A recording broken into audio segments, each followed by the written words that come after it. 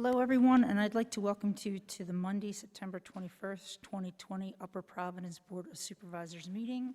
I'm going to call this meeting to order. Stand for the Pledge of Allegiance.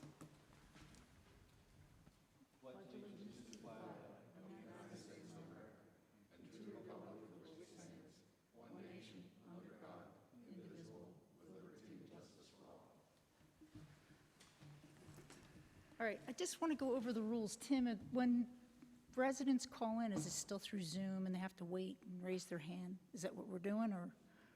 Okay, just want to make sure I'm clear to everyone out there.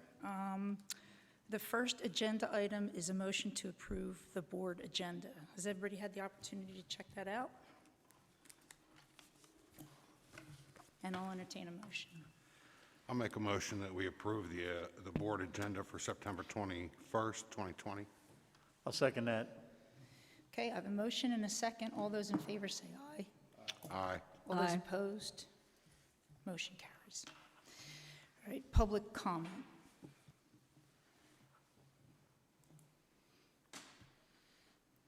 If you wish to make a comment, please raise your hand in the Zoom conference.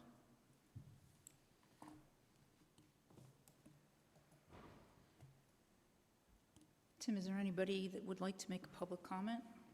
I'm not seeing anybody. Okay. All righty, so there's no executive session to report. Next item is the approval of the bill list. It's from August 13th, 2020 to September 15th, 2020 in the amount of $994,693.49. Has everybody had an opportunity to look it over? All right, I'll entertain a motion. I'll make a motion to approve the bill list for August 13th, 2020 to September 15th, 2020 in the amount of $994,693.49. I'll second. Okay, I have a motion and a second. All those in favor say aye. Aye. All those opposed, motion carries. Okay, approval of the minutes for August 17, 2020, regular meeting.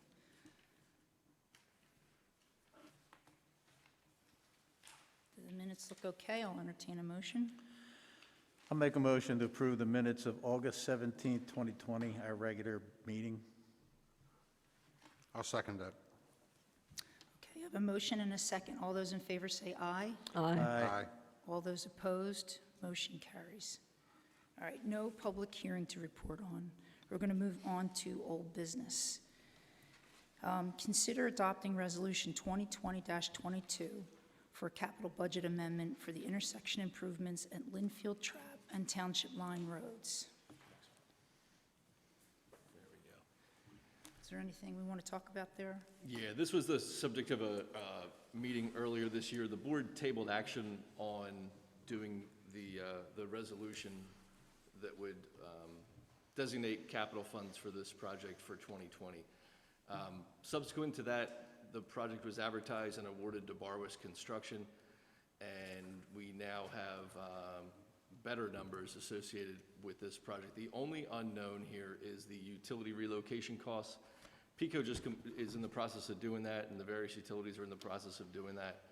We expect it to be completed within the next 2 weeks, and we won't have a final number on that. We put in a placeholder of $100,000. If that works out to be the case, the total township share of this project would be $284,279. That's after Limerick's contribution of $258,000 that they agreed to after the Green Light Go grant that was awarded earlier this year was then rescinded by the state. I'd like to have this in place before we receive the first application for payment from Bar BOS. That would satisfy the auditor next year for the 2020 audit to have this documentation in force before we pay any bills related to that project. I just have one question.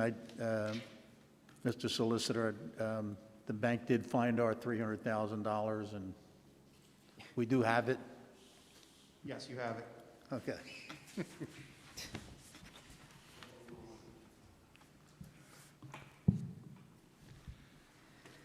Okay, any other questions on that? I'll entertain a motion.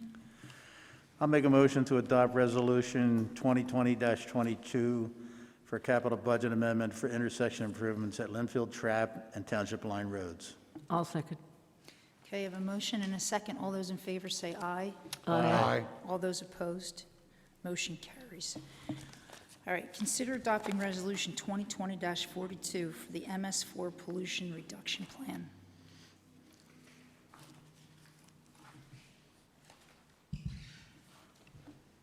Good evening. You adopted the pollution reduction plan for the MS4 program a couple of years ago now, I guess it is.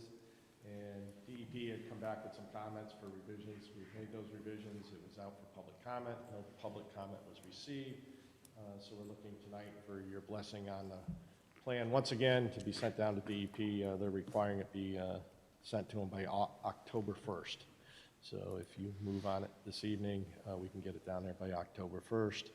The plan is still a sediment basin at the GSK Route 422, Route 29 intersection. Changed in size slightly due to the DEP comments. That's the basic revision that occurred. And I don't believe a resolution is necessary. It's just a adoption of the plan would be required.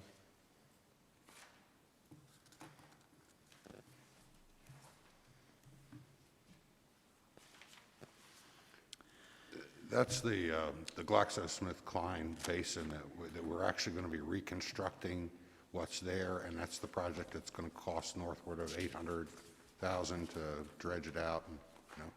Correct. That's correct, Bill. What was the cost to us again is what? My recollection, it was like $750,000. I think Bill said 800, but $700,000 to $800,000 is what the estimate is. That's what it's going to cost us to do that. Correct. Oh, I don't know why I was under the impression that most of that work was already done there. It's a significant amount of excavation that's required there. We're not going to impact the dam itself. It's between the two channels of the two streams there. There's actually two streams Yeah. that feed that dammed-in area that will be excavated and removed, and wetland plantings put in there, et cetera. You know, if I- Do we have a budget item for this? Not for this year.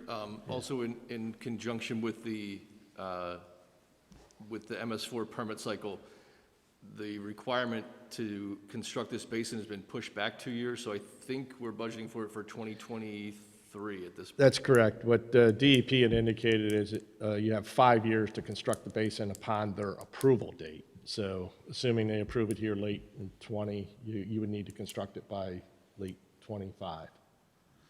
I guess It's what a I'm, ways off, and certainly we'll be looking for grant funds, et cetera, over that time frame, et cetera, yes. yeah.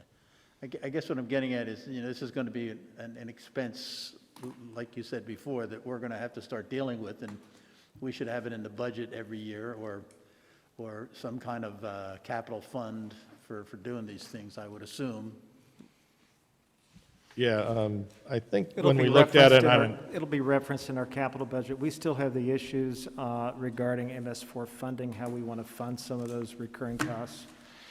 Part of our discussions this year will be, as we had a healthy discussion last year regarding, whether we want to put in or vest the municipal authority with some of that as far as ERUs.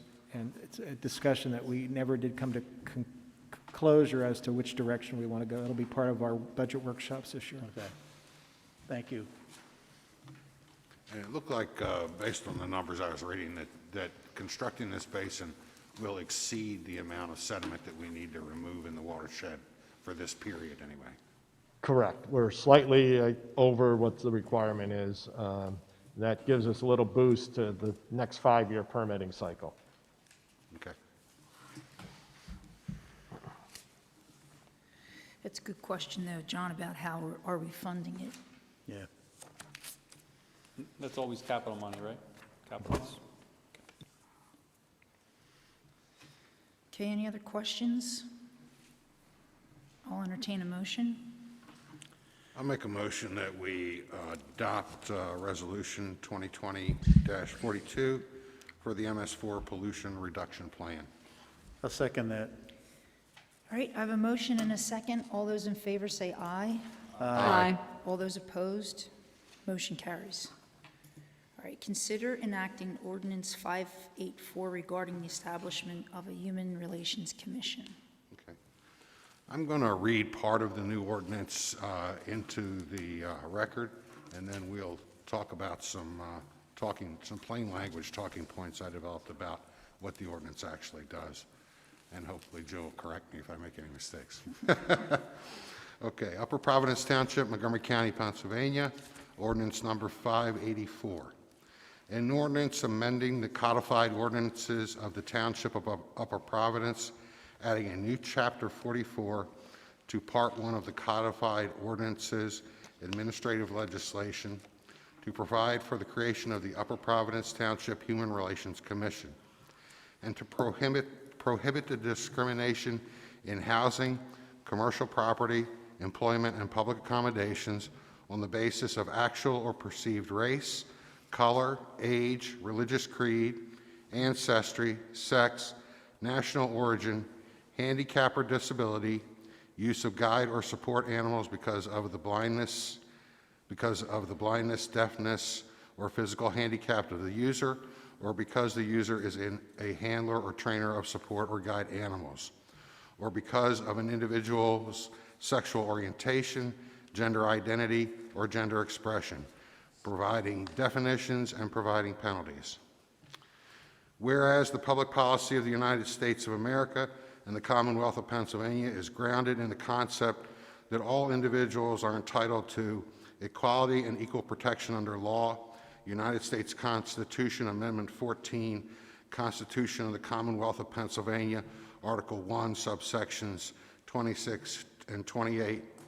And whereas the Board of Supervisors of the Township of Upper Providence finds that the population of the township is reflective of the general population of the United States, in that it consists of a diverse array of persons representing different characteristics based upon actual or perceived race, color, age, religious creed, ancestry, sex, national origin, handicap, or use of guide or support animals because of blindness, deafness, or physical handicap of the user, or because the user is a handler or trainer of support or guide animals, or because of an individual's sexual orientation, gender identity, or gender expression. Whereas the township prides itself on the diversity of its citizens and residents and the harmonious relations which have been fostered in the township by widely practiced and recognized attitude of respect among all citizens of the township. And whereas the Board of Supervisors finds that the direct and secondary negative effects of discrimination and discriminatory practices involving the personal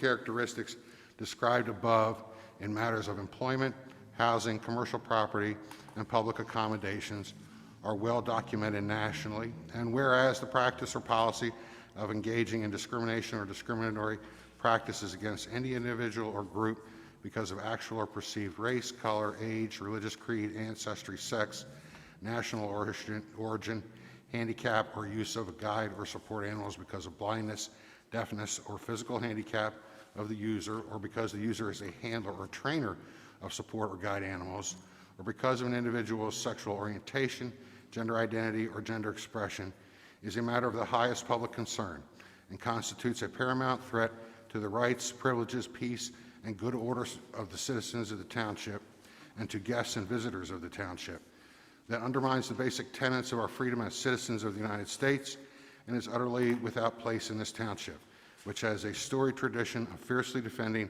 the individual rights of its citizens. And whereas the Board of Supervisors desires to establish and adopt an official policy of non-discrimination in the township in all matters involving employment, housing, and commercial property and public accommodation. Now therefore be it that this is hereby ordained by the Township Board of Supervisors as follows. And then we get into the actual meat of the ordinance, how the Human Relations Commission is formed and operates. And I developed some plain language talking points, I think, that describe what the Human Relations Ordinance does. The commission will consist of 5 residents or business owners appointed by the Board of Supervisors. It will be a forum for discrimination complaints that are received from folks that felt that they've been discriminated against under this ordinance within this township. It does not prohibit religious organizations exempt from federal taxes from engaging in any conduct or activity that is required by or that implements or expresses its religious beliefs or tenets of faith. In other words, we're not going to require that the Catholic Church, hire a rabbi to lead their services or anything of that nature. There's also an exemption for landlord-occupied rooming houses and same-sex dormitories that are advertised in that way. And was there? Okay.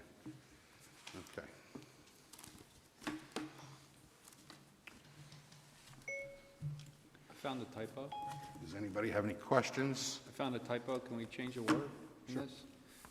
Page 6 at the top, it says, "The chairperson shall report from time to time to the president of the Board of Supervisors." I believe we have a chairperson or chairman of this. It's right at the very top. Should be changed a little bit. So Bill, could you just go over the quick overview? You would interview 5 people in the community that would be on the commission, so, Yeah, we would ask for folks to come forward with a resume or a letter expressing an interest in serving on this commission. Then we would review those resumes or letters and appoint 5 members to the commission. And then they would meet and select a chairman of their commission. And they would be empowered then to take complaints under this ordinance if someone wants to make a complaint. And then they can do investigations, hearings, they can do findings of fact. They don't have much, they will not have much in the way of enforcement power. They will be able to suggest an arbitrated agreement between the parties to settle it. But if the parties don't settle, then it would either get kicked up to the State Human Relations Commission, or they could go to court. Most of the things protected in this ordinance are already protected classes under United States law and Pennsylvania law. So most situations would go to a court setting anyway. I don't anticipate a high volume of use for this commission, but there are some classes, particularly regarding sexual orientation, that are not protected by federal or state law yet. I'm hoping that the state legislature of Pennsylvania will correct that in the near future. But until they do, these ordinances are fairly common, actually. Phoenixville has one, Collegeville, Royersford. And when I Googled it the other day just to take a look at the news, there were 5 other townships that were passing these ordinances this summer. So,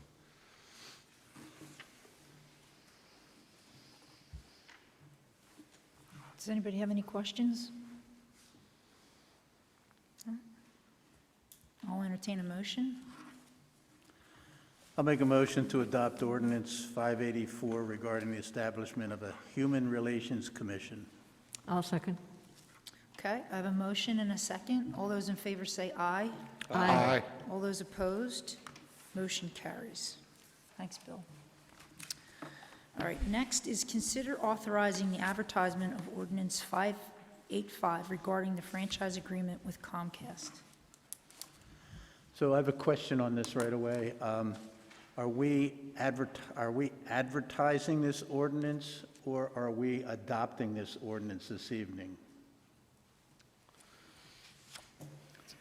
I think we adopted it. I think it was already advertised, am I correct? This was authorized for advertisement at the last meeting, so. Okay, so the word should be consider adopting. Well, The I'm ordinance? just wondering what we're doing with this. Are we advertising something here? Because I think this is wrong. I just noticed it. It's like, because I just read through the ordinance. So we're adopting this ordinance 585, right? We're not We're adopting it? advertising it. Help. Cheryl indicates it has not yet been advertised, so the language in the agenda is correct. I'm sorry, say that again. The way it's written is correct because it has not yet been advertised per Cheryl. Okay, so, so what we're doing here is we're advertising the ordinance. You're authorizing to spend the money to advertise it. That's it? Yes. And then Be on your next agenda to adopt. to adopt, okay. I apologize, I misunderstood. No, I think I that's understand what's exactly here. what you're asking, but I Yeah. think we're good. Okay, And that'll give the public 30 days to see the ordinance, and if they want to come before this Yeah. board at our next meeting and talk about their service through Comcast, they can do that. And so, just so folks know. Okay, I'll entertain a motion. I'll make the motion to authorize the advertisement of ordinance 585 regarding the franchise agreement with Comcast. I'll second. Okay, I have a motion and a second. All those in favor say aye. Aye. All those opposed? Motion carries. All right, on to new business. The first one up is Central Fire and Emergency Services Project, updated by GKO Architects and Dewey Engineering.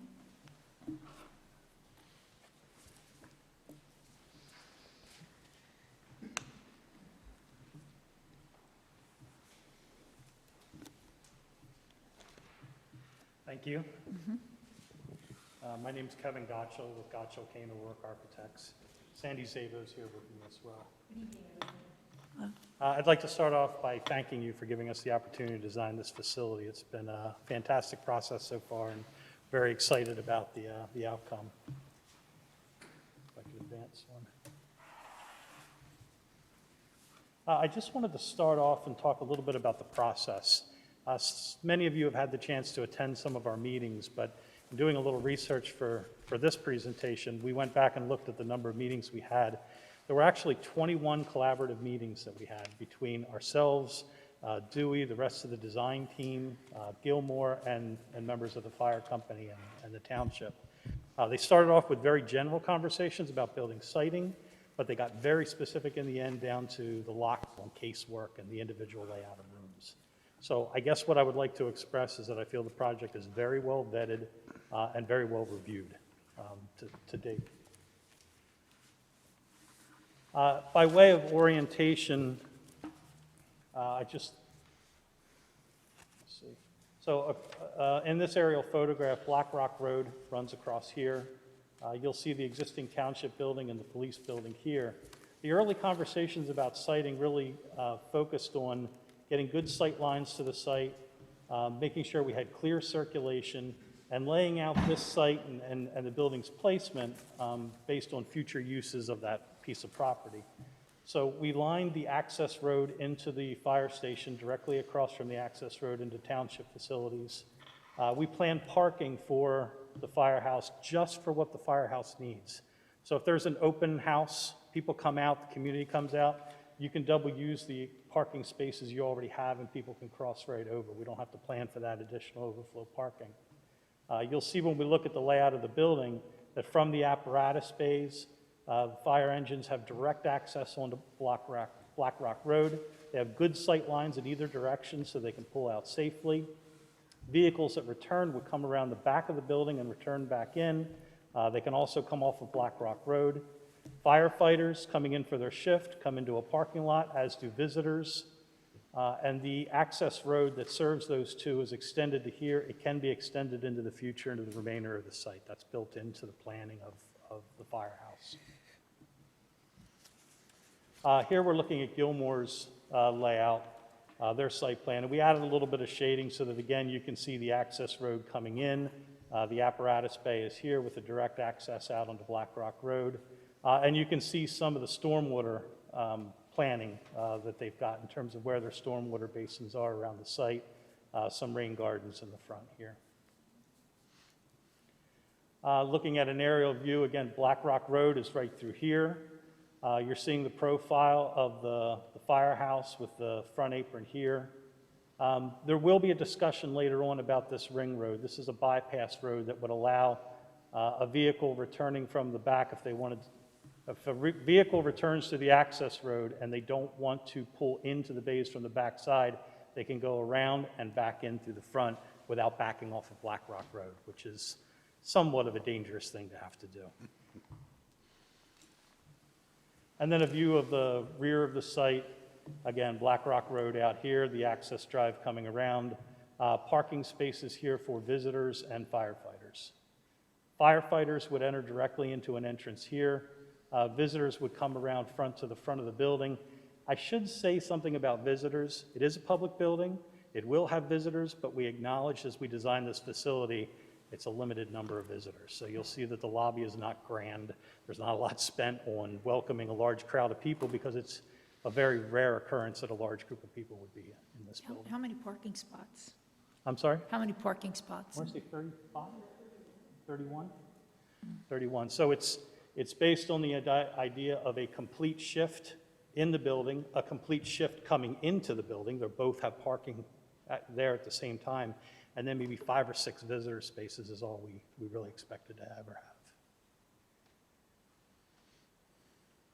So in terms of the layout of the building, we have an apparatus bay here. There's 4 separate bays. There's enough space for vehicles. Some vehicles can stack back to back. Some would take up the entire bay. But there's enough space here for all the equipment you currently have and any equipment that we would project, that your department would project that you would have in the near future. There's support spaces over here, drying rooms, engineers' rooms where you repair equipment, the SCBA room where they control their air, and storage spaces for general purpose and for specific things. We wanted to make sure there was plenty of storage in this building. So anything that we know about is stored away in a storage room. And then in addition to that, there's an entire mezzanine over top of these areas here that's just general storage for things that in the future may need to be put away that we don't even know about today. A major discussion in the design of firehouses these days is the health and safety of firefighters and the carcinogens and other pollutants that they get involved with when they're doing their activities. So personal decontamination and equipment decontamination is a very important issue, and that's dealt with in this facility as well. There's a personal decontamination area here where firefighters who have been in a hazardous environment come in, are able to clean themselves up, wash their personal clothes, and then go directly into what we call the cold zone, which is the operational area of the firehouse, and leave all the pollutants behind, not bring any of those things into the operation area of the firehouse itself. There's a similar thing for equipment. A firefighter's personal equipment, their mask, their tank, their outer shell, all those things have a designated place where they can be cleaned. There's a place to store equipment here, and there's additional storage for the ambulance crew directly off the ambulance bay, which is the bay that's closest here.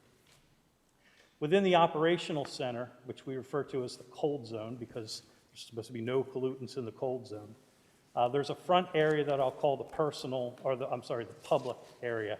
Again, public meaning that there's very limited public that comes in, but when the public comes in, they're contained to this series of corridors. They can't get past this door. They can't get any further than here. And the public might be coming in to see the fire marshal. Other companies might be coming in to use the training room. People might be coming in to use the wellness center. There's a pair of public toilet rooms that serve this area, but again, this area is controlled from the firefighter zones down here. On this side of the door, there's a fitness center here. There's a series of bunk rooms. Shift commander has the end here. That's a combined office and bunk room.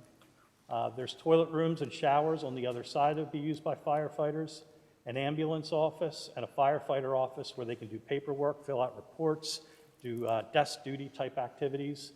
And then what combines these two areas together is the day room, so that somebody working on the office side, and in the chief's office or the assistant chiefs, can come into the day room from this side, firefighters come in from that side.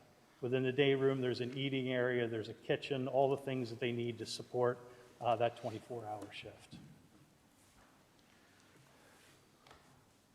From the outside, you're standing at Black Rock Road, looking back towards the building. And then I think we have a view from the outside, from the other angle.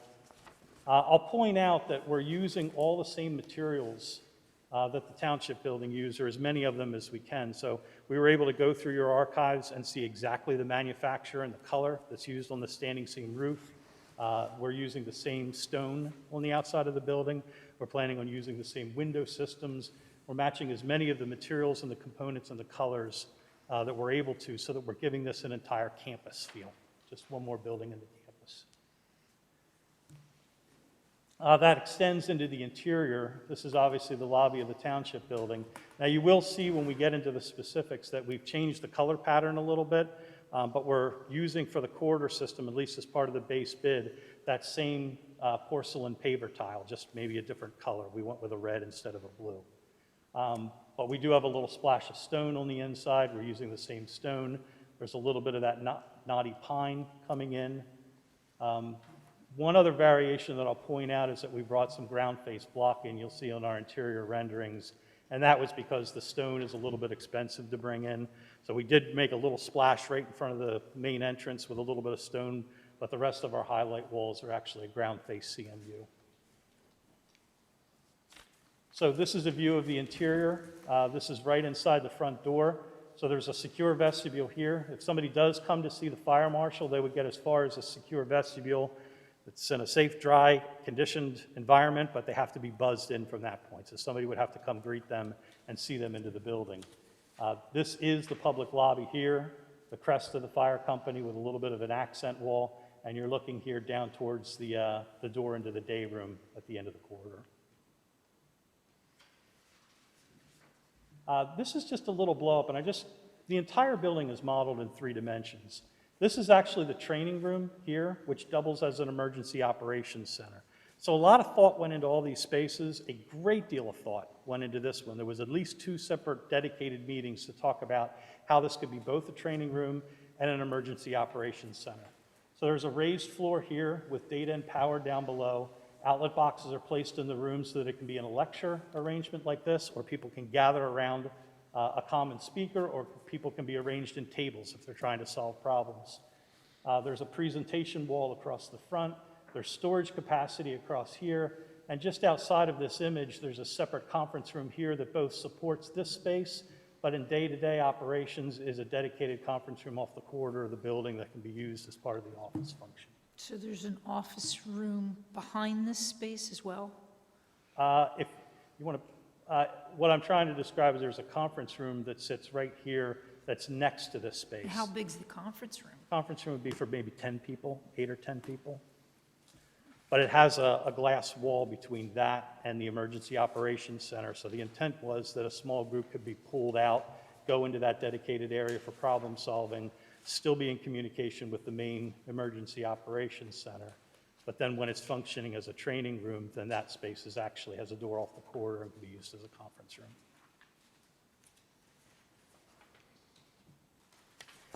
Just an image of the day room here that I talked about before. Again, with a kitchen area, seating area, all the casework planned out. It's all been very thoroughly reviewed at this point with the fire company. An image looking, if you're coming right in the main entrance of the building, looking straight back. This is that pair of double doors that I said was the secure point. The public would not be able to get past these doors.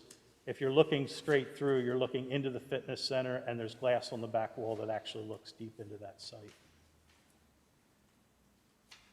And this view is on the operations side with the apparatus bay directly behind you. You're looking down through the corridor, bunk rooms on the left, toilet rooms on the right, and you're looking at the employee firefighter entrance at the end of the corridor. And one last image here, which is standing in the lobby. The locked vestibule would be to your left, and you're looking at the doors into the apparatus bay. So with that, I'll turn the presentation over to Chris Haler, who's going to talk about the alternates and the budget. Thank you very much for having us tonight. It's been a while since I've been in front of you.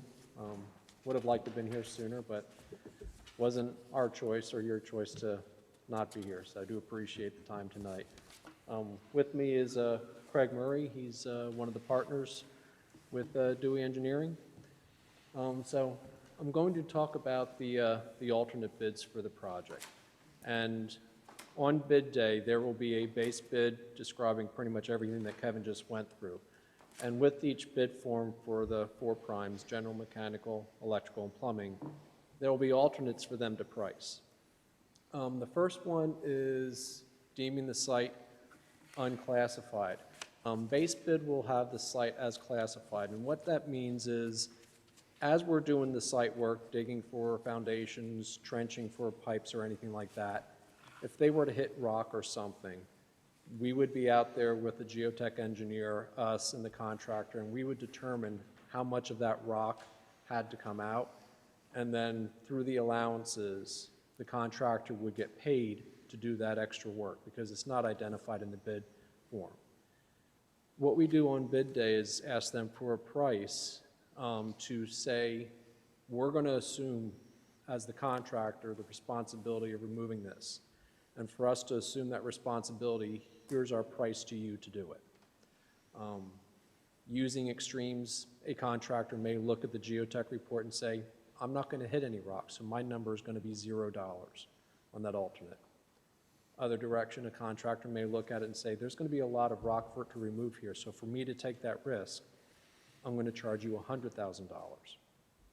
So on bid day, we'll take a look at those numbers, talk to Gilmore about some of the site things. Nobody knows your earth better than this guy. And we'll determine if it's something that the recommendation that we want to make, or if we want to say, you know what, for that amount of money, we're not going to accept that alternate, and we're going to move on, and we're going to take the risk, and we think it's going to be less than that. Alternate number 2 is to eliminate the access road around the apparatus bay. Kevin had pointed that out. We thought that's just something that we may be able to eliminate. So we're going to see what the price of that is, and based on the number that the contractors offer us, we'll see if that's something that the township wishes to keep in or take out of the project. Number 3 is something that we've talked about with the township, and that's the existing, I call it the community center. It's where the fire department does their operations out of now. There's a new parking lot going in next to that building as well. The base bid is to build that parking lot and the infrastructure that goes with that, lighting, everything, sidewalks, things like that, and to keep the community center as it is. We asked for an alternate bid to not build that parking lot and infrastructure and demolish that building. So we'll see if that's something that the township is interested in. So I want to clarify that. On that number 3, we're gaining a parking lot and taking away the building. Number 3, the base bid is we're building the parking lot and we're leaving the building as it is. Oh, okay. The alternate is to not build the parking lot and demolish the building. The parking lot was really meant for the use of that building, so if you demolish the building, that parking lot would really serve no purpose at that point. Yeah, that's what I was thinking. Okay. So it's almost a savings and a cost at the same time. Right, Because we're not building a lot. right. You're saving the money from the parking lot, but now you're spending money to demolish the Yeah, building. that's what I was trying to get at. It was good. I was like, are we saving or? But- Okay. Alternate number 4. In the base bid, the apparatus doors at the front facing Black Rock Road are 4-fold doors, which means they, basically like a closet door that they open sideways and they fold open. Those are considered a safety factor, and I don't want to talk about your drivers with fire apparatus, but it gives them sight of those doors as they're completely open. For overhead doors, you lose sight, and sometimes those doors get hit. I'm not saying your fire department does that. I'm talking about other fire departments. So that's what's in the base bid. Those doors typically are a little more costly than a standard roll-up door. So we're asking for an alternate bid to put in the roll-up doors so we can see what that cost is, and then the township can make the. They open quicker too and keep the heat in better? They open Pardon? the side doors open a little faster and they also. Yeah, they open a little keep the faster heat too. in right? So we'll get that number on bid day and see if it's something that the township wants to consider. All these, no decisions are made until bid day, or after bid day, I should say. Alternate number 5 is just to take all your warranties and extend them another year. In the contract, most things have a 1-year warranty. Some specific items have 5-year warranties, roofs have like 30-year warranties, but the standard contractor warranty is a 1-year warranty. So we're asking the contractors to give us the price to extend those warranties 2 years. Again, some contractors that we do work with say, I'm writing 0 because you're going to make me come back and fix it anyway. Alternate number 6 is around the building. Base bid is we're planting grass around the building. We asked for an alternate bid to provide sod pretty much just around the building, not the entire site, but in the grass areas around the building and along the apparatus bays. That just gives you established lawn a lot sooner, and it helps with soil control, dirt, things like that. Alternate number 7. Okay, base bid, there is a heating system designed in for a portion of the front apparatus bay and a portion of the rear apparatus bay. I believe it's 15 feet and 10 feet, front and rear. That's part of the base bid. We proposed that in the base bid because of snow and ice removal, and that would keep any of your equipment that's doing that removal away from the building, away from the apparatus bay doors, and so forth. But again, it's something that we wanted to see the price on, so there's an alternate bid to eliminate that heating system in the apparatus bays. How does Again, that help? It just gets rid of the snow that's immediately next to it? right, so like when your plows come in to clear the aprons, they don't have to pull up to the doors, lower their blades, and pull it away. It gives them a buffer against the building, against the doors, where they don't have to do that. It helps with snow and ice removal, and it maintains a dry area or a non-slick area closest to the building, so that if there is an emergency and the apparatus need to pull out, they at least have that little bit of clear area where it's already been cleared, and they don't have to worry about waiting for any kind of removal. And slip and fall issues too, it can help. Yeah.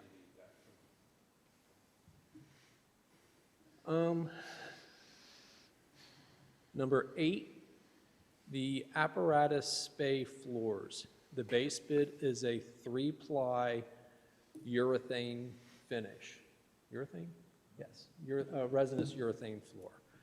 And the 3-ply is basically a 3-color system. So base bid the base color could be gray, and then you could have red and yellow or whatever other two colors in that flooring system to designate lanes for the apparatus, walking paths, whatever there may be. There's an alternate bid to do a 2-ply system versus a 3-ply, basically eliminating one of the colors. Number 9 is to do quartz flooring in lieu of the ceramic tile floor. Again, base bid, the ceramic tile is to match pretty much the material that's here. One of the things that we very painstakingly did was to make sure that the materials and finishes in this building are cost-effective, durable, and easy to maintain. Unlike this building where we had to come into the lobby and corridor and wax the floors, we could close the lobby for a day or two if we needed to.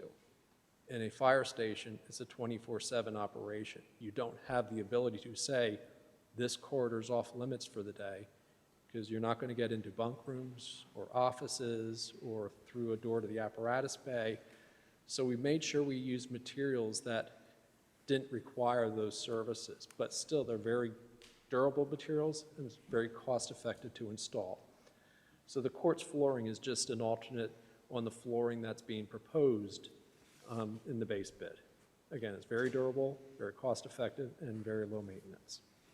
And just to be clear, number 8 is for the engine room, the bays. Yes. And number 9 is for the living area. Correct. So is the quartz less expensive than the tile? Is that, Quartz is a little less expensive.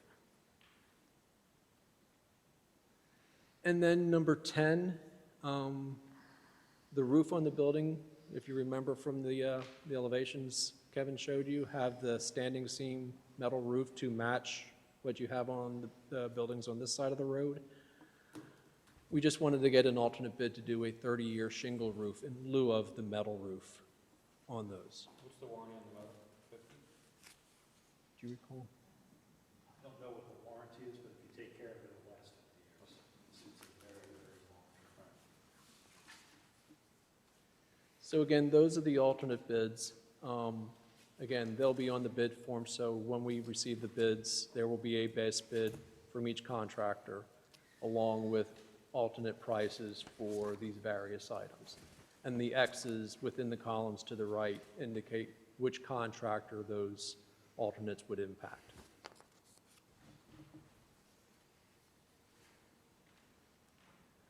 Looking at the budget and the cost estimate, the building square footage is 21,300 square feet, and that's really pretty much where it's been from the very beginning, once we determined what was needed inside this facility. That really hasn't changed through the entire process, once we had the architect on board. The schematic design estimate was just under $13,100,000, and you can see now that the estimate based on the construction documents, which we just received a few weeks ago, and we consider them 90 to 95% complete. The estimate based on those drawings and specifications is just under $12,600,000. So just through the design process, we were able to take out about $500,000 worth of work. And I got to give credit to your township and your fire department, what we call the leadership team, to make sure this happens. Through this whole process, they've been very good stewards of the township and the taxpayers of this township. Included in that estimate is site cost of about $2.7 million.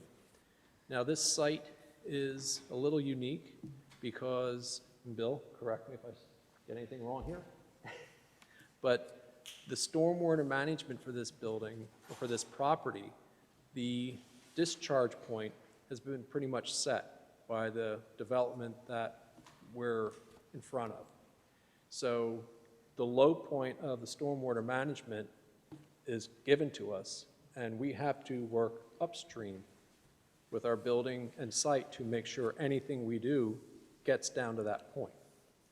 So the site cost of $2.7 million for this type of building, I would say seems high, but when you consider the site that we're putting it on and some of the restraints that we have with this site, and the work that the township and everyone has done with this, I think 2.7 is a good number. We're working on getting some of the soils that are on site off and working to kind of make sure that with the stone and everything that we have to bring the building and roads up on, we're working to make sure some of those things happen too. The building costs overall is about 7.6 million. So the building and site subtotal is about $10.3 million. In the overall number of 12.5, we also have a contingency built in of just over $500,000, and then soft costs of about $1.7 million. And in soft costs are fees, furniture, incidentals, things like that. We just want to make sure that as you're budgeting this project, it's everything from A to Z. It's not just the construction, and then you got to go, oh, well, we got to spend money on this too. We want to make sure that that number that you're looking at includes all those things.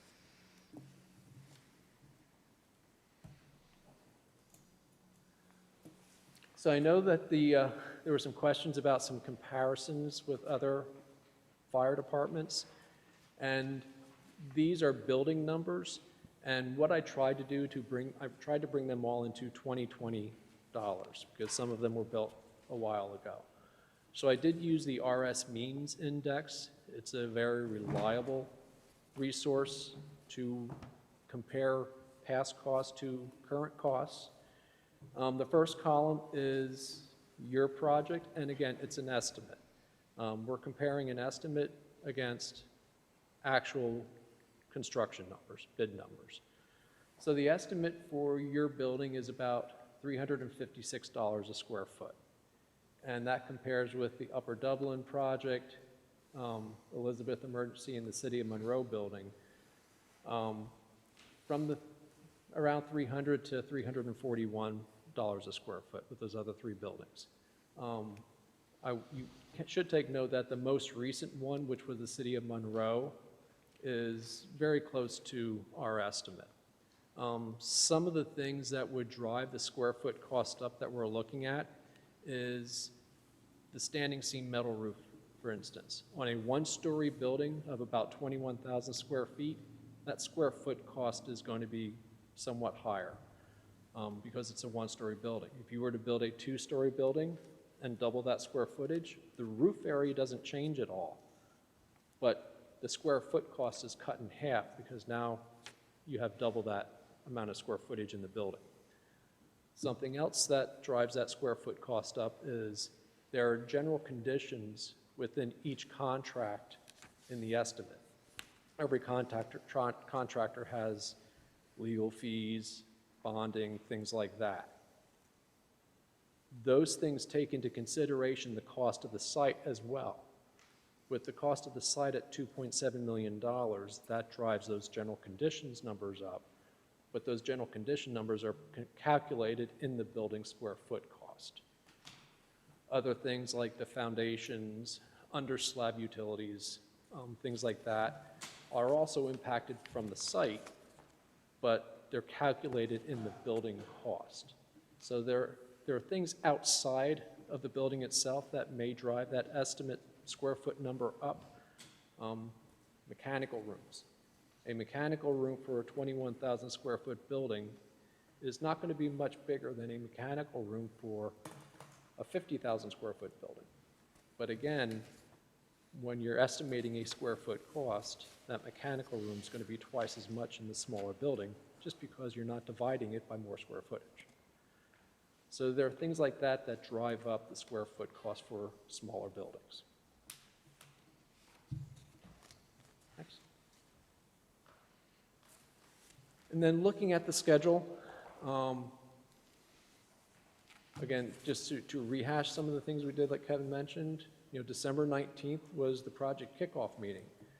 And then through January through August, we went through the different phases, and here we are in October, getting ready to go for bid, and we're anticipating being able to receive bids December of 2020, so a one-year process. And next. So what we would be anticipating, and with obviously the supervisor's approval, we would advertise 3 weeks in October.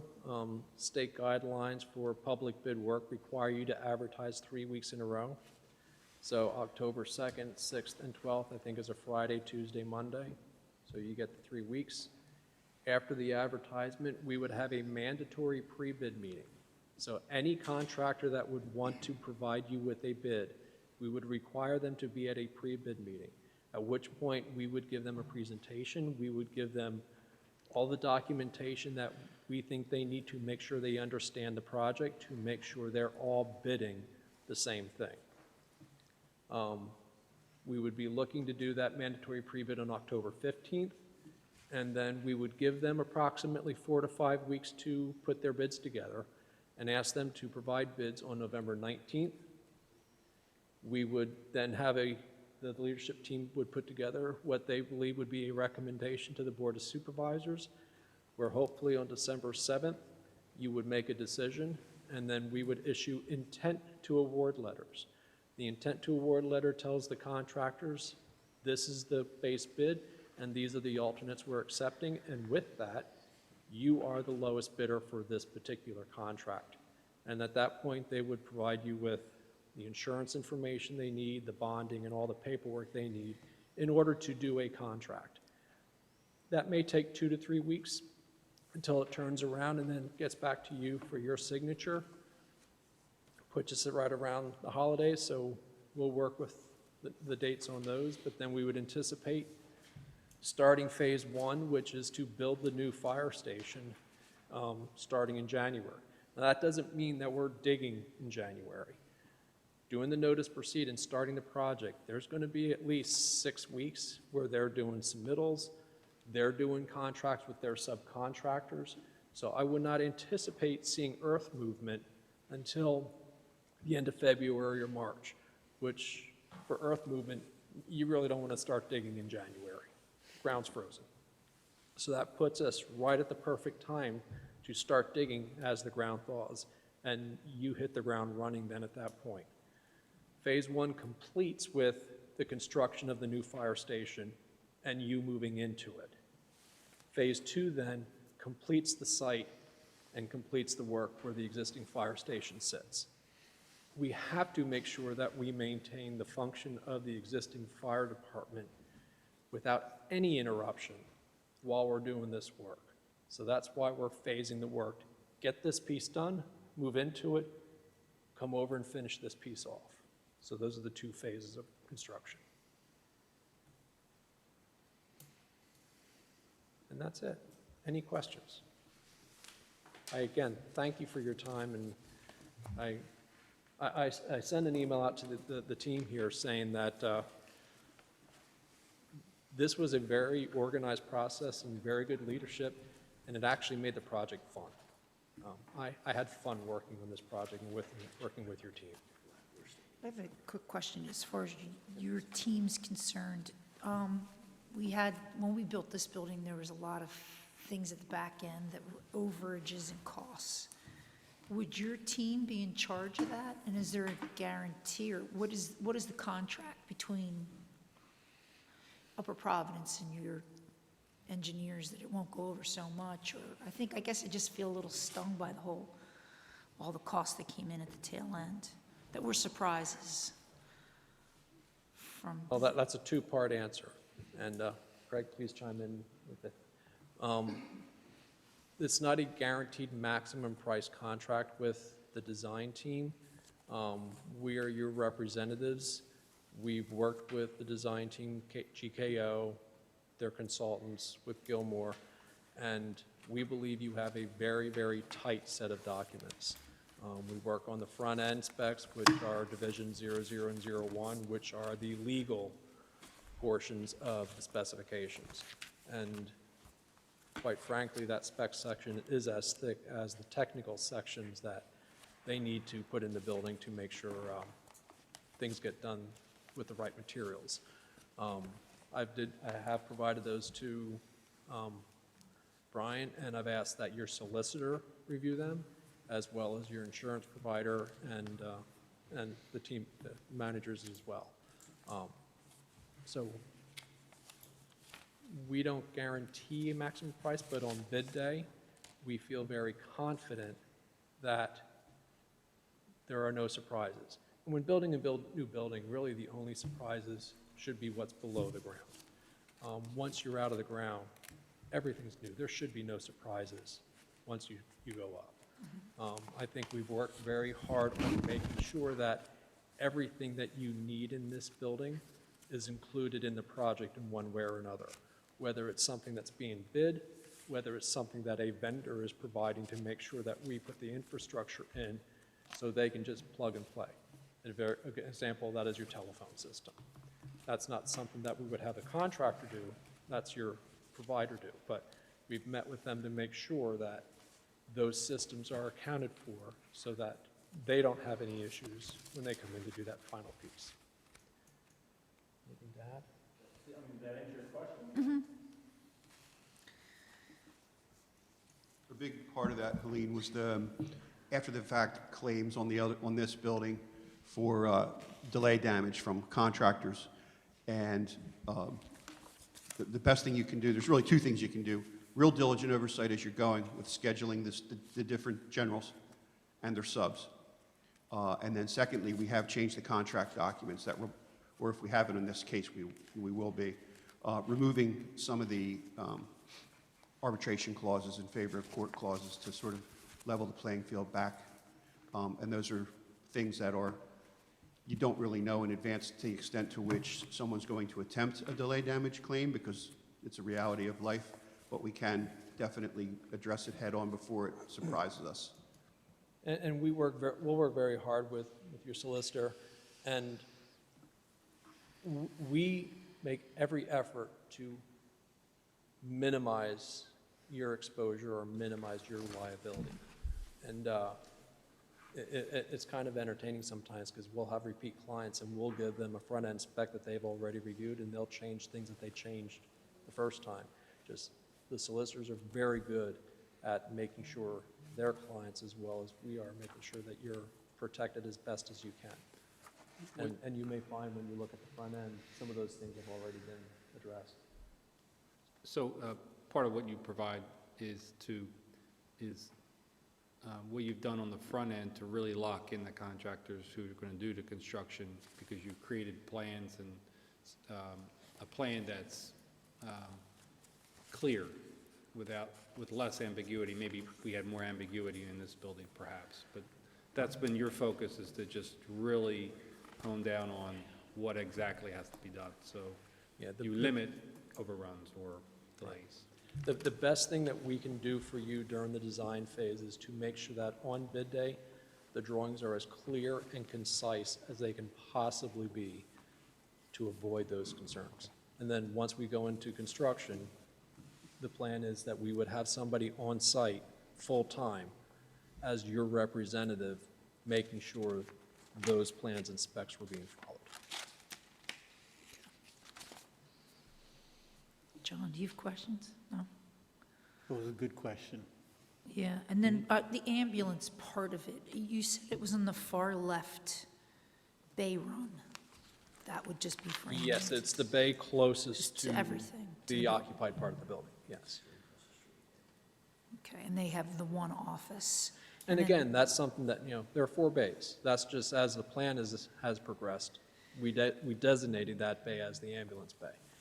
If for any reason, as we get into the construction, working with, Dan and the fire department, if there's some reason they say, you know what, we want that last bay to the ambulance bay, there's nothing stopping anybody from making that change. Yeah, there's actually, they have an office and a community, what's the right word, Dan? Community exam room. Like if somebody came in for community medicine for down the road, it'll be set up and there is a room there. If somebody has a problem with, who knows, a catheter or something, they could stop there and they can treat that person in our building. And there's an allowance for that in this building. In that front office space right here. It may not be right there, but there's two places. One's an office and one is it's an exam room, or it's in there somewhere. It's off the adjacent public, to off the public corridor. Yeah, it's in the really main small, corridor, so I the can't public read it. corridor. It's down that corridor. And then the workout space, would that be available for anybody in the township as far as staff or the police? Yes. Okay. Yeah, We that is- encourage you. That's your decision. And then there's 12 bunk rooms, they're all single rooms? Yes. And some of those would be designated for the ambulance, and then the other ones for the fire department. And then explain to me what the room for the large room, is that just in case there's an emergency, everybody fits in that space? Which room? Well, the large room that, In the middle of the Yeah. building? The training room or emergency operations room? Yeah, that's a training room for us to train and for surrounding agencies to come in and train as well, but it also doubles as an actual bona fide emergency operations center. So right now, for Limerick and the other things that we have to do, that Rich has to do, we have to go across to the police station, and we have somewhat of a emergency operations center there. It's not really designed or maintained that way per se. So this really is kind of a requirement for our area because of the Limerick zone and everything, that we have a space that we can operate, whether it's for the power station, for flooding, for any kind of natural disaster or anything like that, that we would have to open the EOC and manage as a long-term incident. Essentially, we were running our COVID operations, right? We had an EOC running in here, right? And we had all of our stuff set up in here because it really was about the most practical place we could do it, because we really don't have a space. So there's a whole lot of technical stuff that goes on over there that doubles as a required space for us, not just for an occasional training space.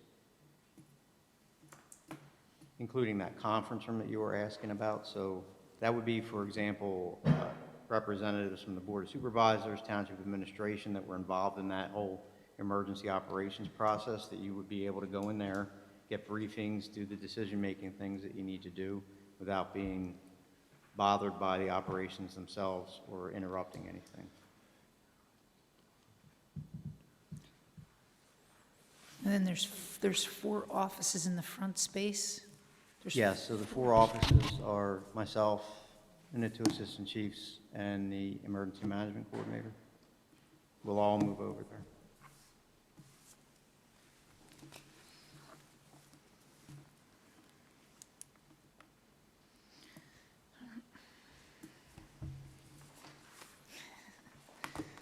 It's a lot of money, I know. Like, what's the space to the left of the offices? It looks, there's doors, but what's that other, On the front on corner, the left of the smaller offices? can we go back to the floor plan, please? I think that's the mechanical room. I believe so Okay. too, I just want to make sure we're looking at that. Keep going. Keep going, keep going. Right there. No, it is probably the mechanical room. To the left of the smaller offices. This here? Yeah. That's the mechanical room. And then outside the mechanical room is where your exterior equipment would sit, the generator, things like that. And then that's kind of enclosed with walls as a sound buffer from the neighbors. And then it's open to sky so it can exhaust. And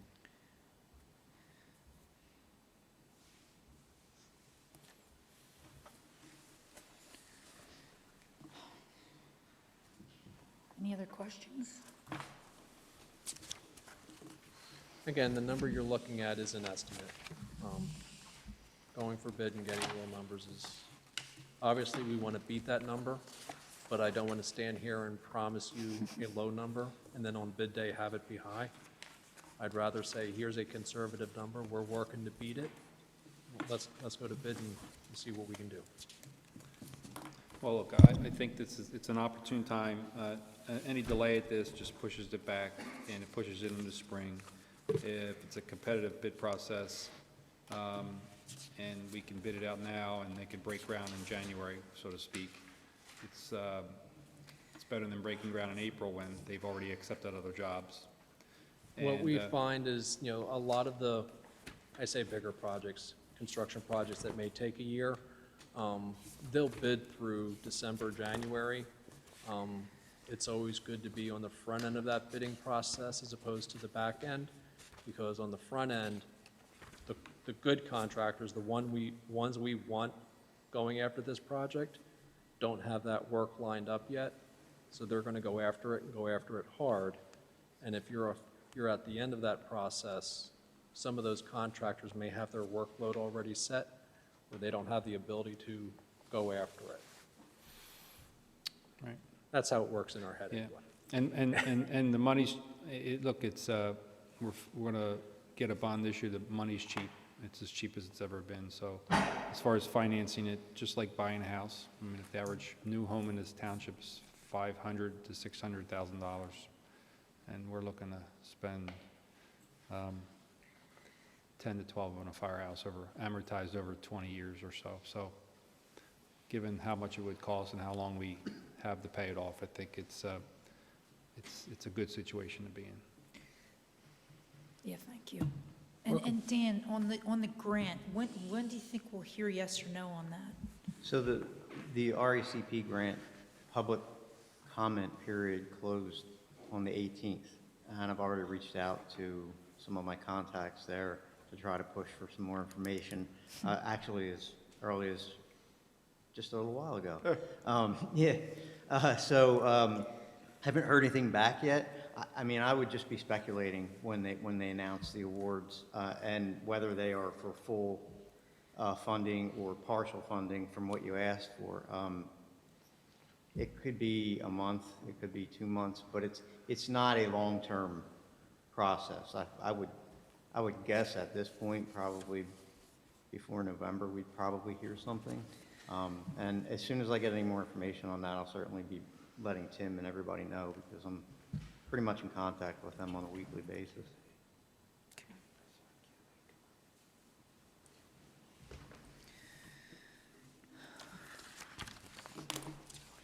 Entertain a motion? No, I think we're good. Does anybody have any questions? All right, I'll entertain a motion. I'll make a motion to authorize advertisement of bids for the Central Fire and Emergency Services Project for Upper Providence Township. I'll second that.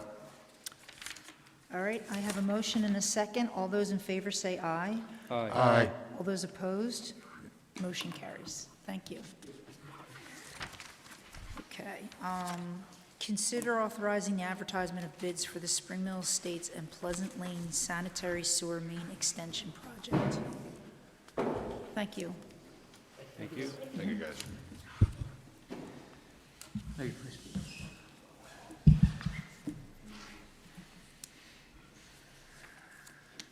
These are the two sewer projects you had budgeted for 2020. You did receive a grant for the Spring Mill project of $325,000 approximately. And we believe we wrapped up the last easement last week or this morning or this afternoon, I guess, actually. The property owner acknowledged that they're okay, you know, with what we presented to them last week and this morning. So we're ready to authorize for advertisement for bids, and we'll get bids in later this year once the easements are finalized. And you anticipate construction early next year? Yeah, construction would be shortly after the beginning of the year, and we should be completed by the end of '21. Okay.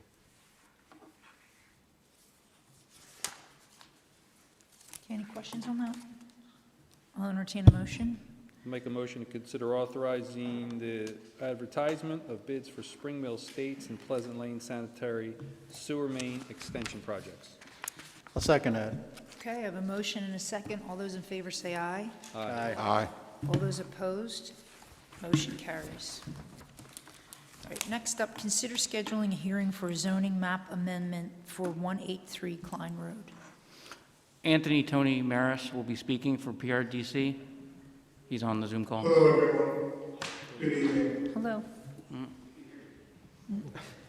I'm Tony Maris. I'm an attorney. I'm from PRDC. We have opposed a rezoning of a tract, which I know has come before you several times before. We've done some due diligence work. We've spoken with the sewer authority engineer, Mr. Dingman. We have been before your planning commission informally with this proposal at their last meeting. And we'd like to discuss with you our concept and proposal for the rezoning of 183 Klein Road for two items. One is to consider a change in zone from R1 to R2. And then as a result of that, the change in the yield, or actually the layout, to take advantage of the what we show on our sketch plan, which would be more of a conservation plan, which would allow for smaller lots and the cluster zoning plan. So, if, just to give a high level, just so I know, this is just in a high level. The open space under the current R1 zoning by right plan would result in 38 units and would result in roughly 100,215 square feet of open space. Our proposed sketch plan, if the zoning change was effectuated, would result in an increase of almost 50% of the proposed open space. It would result in a slight decrease in the amount of pervious surface in terms of road. It's the same proposed yield under the current zoning as it's drafted. But one of the biggest considerations, and Jeff, if you can go to the next slide, I believe this is our sketch plan. So this is what the by right sketch plan would look like, and there's some other things shown to the left that I'll come back on this on. But in this plan, if you look to the northeastern side of the track, you have the Pico power lines, and then the Gambone Shopping Center is to the northeast side of that. This plan under a by right yield would put lots up against that property line and that Pico power easement. As we started looking at this plan, one of the things that we considered was how to sewer this site. And I know there was discussions before about public sewer down Linfield Track Road. One of the things we talked about, Mr. Dingman, is that the property across the street from us on Linfield Track Road is owned by the township as open space. And there was, I believe it's the Taylor Farm is the was proposed for development of some type as a passive recreation use, but possibly might need restrooms or some other facilities on that as that property would be developed for passive recreation. I'm aware of the gate restriction for it. I spoke about this with your solicitor. But also, we contemplated putting a pump station on that property that would not only service this community, but would service the drainage area surrounding this. So if there were ever failing systems or needs to publicly sewer any adjoining areas of the township, we would have a low-lying pump station that would be adequately sized to collect that effluent. The effluent would then be pumped up by force main into the existing connection for a gravity connection up in Providence Corner subdivision. There's a small extension, as you can see, that would come out. There's what's this existing gravity sanitary sewer stub that comes out through Providence Corner, runs to the property line, which was installed, as I understand it, for the purpose of this exact low-level development of the Taylor tract, township tract. It would just have the added benefit of providing sewer service for this area. If I could show you the next slide. This was our initial attempt at a sketch plan. One of the things we did discuss with the Planning Commission, and their recommendation was to take the area between lots 24 and 31 and 32 to 38 and straighten that road out a little bit and move it further down closer to the what I'll call the southern boundary of the property to get it further away from the power lines. And the reason this design was done is just we've ordered a survey for the property, but using GIS information, we wanted to make sure that any location we propose at safe site distances, we would redesign this site to take advantage of the Planning Commission's recommendations and comments if the rezoning was granted and approved. And if the board would remember, the process of obtaining a cluster plan would require a conditional use hearing. So it would not just be another by right use from this plan, which is a blow up of the first plan with the two cul-de-sacs. We would have the through street only, no cul-de-sacs. All our proposal under the cluster plan would have open space behind every lot. So you have lots which would accommodate homes that are consistent with the general development in the township, but also have open space which would reduce individual homeowner maintenance, provide a little bit of a better design, and take into other good planning considerations, especially if we can pull these lots a little bit further away from the PICO power lines. PICO does own the area under the power lines in fee. It's not just an easement. But our proposal is that the benefit of this is that we would build the community-based and township dedicated and owned pumping station, which would have an immediate and future benefit to the township. Mr. Dingman and I talked about that just generally. The Planning Commission, like I said, and Jeff can give more information on that, but said that they were favorably disposed to first over to you to start the official process and to reconsider this in the future. So that's a summary of our proposed rezoning request.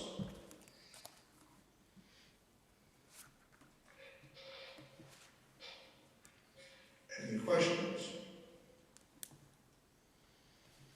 I have a question. Mr. Dingman, if you could, as it is now, there's no sewer up there, correct? Correct. So under R1, how would they be able to get to sewer? Yeah, the zoning wouldn't matter. If you could sewer the tract in the same manner, whether it's R1 or R2. Okay, and that's what they're showing. It would go through like Taylor Farm down to, where would the sewer run? Just where they're showing? Yeah, I mean, if it was zoned R1, you'd have less than the 38 units, but in terms of technically how the sewer could run, it could run the same location as they're showing for the R2 zoning. So the low point being on the Taylor track was the best spot for a pump station to serve the entire area, Linfield Trap Road, Klein Road. I forget the name of the cul-de-sac street there. It has like 8 or 9 homes on it. So irregardless, no matter what development there, that's the way the sewer would go, and a pumping station would need to be installed down there? Yeah, a pump station is necessary, or you'd have to do a low-pressure sewer system with each home would have its own pump. Right, okay. Well, Supervisor Vagnozzi, R1 does not require connection to the sewer. Okay, so if they wanted, they could do an on-site system, or they would have to do a sewer? Correct. The R1 could do an on-site Okay. system, similar to Just a Marshwood, Right. Rosemont, you know, those Okay. developments that happened a few Okay. years back. But R2 is required?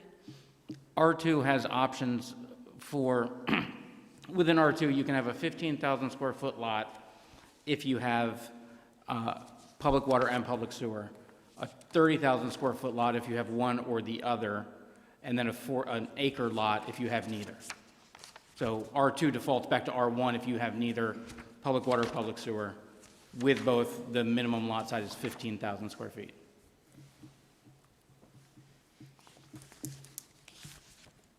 So, I have a question. So the applicant, who was speaking, is it Mr., who was speaking on the? Harris. Harris? Tony Okay. Harris. Okay. I'm sorry, how do you say your last name? Maris, like the baseball player. Okay, very Although good. He was better at that. Yeah, okay. Yeah, but he struck out a lot, too. All right. So some people would say so did I, that's why they came Yeah. forward. That's okay. Now, looking at your concept plan comparison, irregardless of how this gets done, if the yield plan or the as-built is 2,682 linear feet of roadway, correct? Under the configuration as you see it in one Correct. of our obvious plans, Correct. if we could straighten that road out a little bit, we should be able to reduce that linear feet of roadway. The big benefit to this is an increase in open space, Well- and the ability to get away from the power lines. Well, that benefits you, right? Well, I think it benefits the homeowners though, too. I think it benefits the people who live there, in terms of being able to pull away. And then the other benefit would be, like I said, the community-based pump station, which we would build and dedicate at our cost. I would not, I know that Mr. Dingman, that there was generally opposition to, when I say community-centric as opposed to community-based, pump stations that only service one community. This pump station would be built and proposed at a location to benefit more than just this job site if the rezoning was approved and the plan obtained conditional use approval. Oh, okay. But there's 2,600 feet of street in the, yield plan, or which you could use by right, and then there's 26 linear feet of street based off of your proposal. So the streets are about the same length, correct? For right now, yes. Okay, and then you have 38 units proposed in the yield plan, or the use by right, and 40 homes in the proposed sketch plan, 40 lots, No, correct? they're each 38. Oh, They're each 38 units. oh, I see 40 on your drive. There was a revision to that because Jeff, perhaps the wrong exhibit. Oh, okay, no problem. So So, there was two, they're both 38 because under the terms of your R2 ordinance, you must show a yield plan and then there was no density bonus. There was an initial attempt, drafting this to have a 40, but we pulled that one back. If we go to the next slide, Jeff. This one is only 30, I'm sorry, go back one. This is 38, if you can see right to the corner closest to Gambone, 37, 38, and the numbering stops there. So there's 38 units in this plan. so, Mr. Mayor, so you're saying that a benefit of changing the zoning is for more open space. That's one of the benefits, right? Correct, and we believe we can reduce the roadway cartway further in future, through the conditional use process and as we hard engineer the plan. All right, so wouldn't you agree that the whole point of R1 is to create open space just because it's because it's 1 acre per property? Wouldn't it be, that's why we have R1? Yeah, I guess there's a bunch of different theories on this. Some people say that large lots create open space. There are other people who are in the planning community that say continuous bands of open space are better because they allow for natural habitats to be preserved. They don't have people treating their entire 1 or 2 acre lawns with pesticides and chemicals. And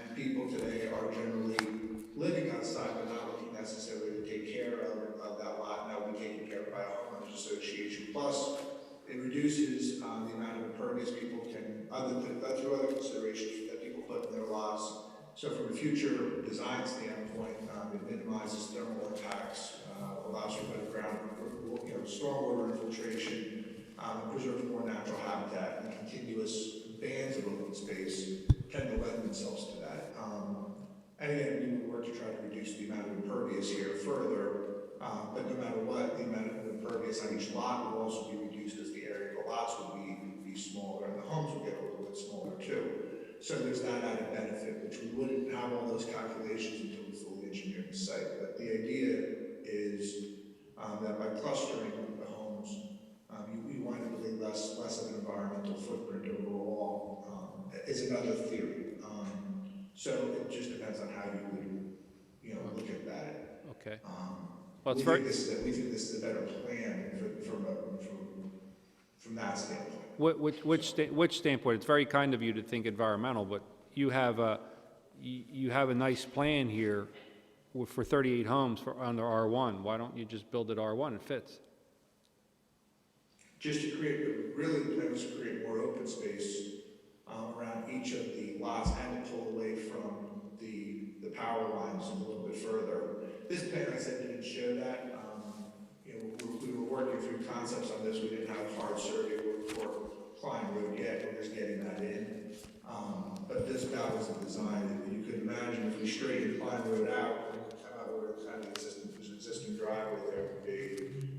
You could probably log this out a little bit differently and put a significant buffer away from the power line easement and the two water mains that run underneath it.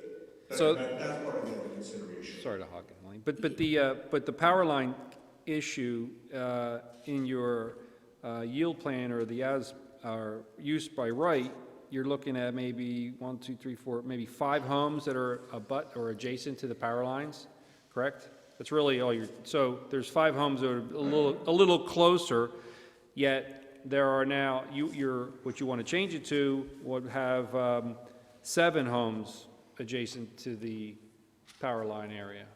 And again, as I had said, our plan would be to bend that road down further and move that away through the conditional use, through the planning and land development process. This was an initial yield submission to make sure that lot 22 has to be corrected. It's got a funny depth to it. There's a couple of little things that we would still have to tweak in this plan.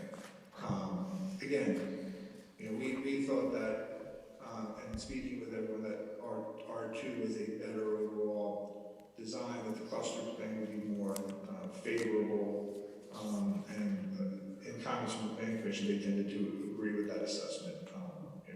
I think what you're, that's why we asked for it, but I don't think it's a matter of, understand your question. I don't think it's a matter of comparing the two options as to the proposed one necessarily being better in and of itself. What you're being asked is, how do you feel about Taylor, and is picking up a pump station at their cost enough of an inducement to offset whatever you might not like about the proposed plan versus what you have? That's what it really comes down to. Solicitor is correct.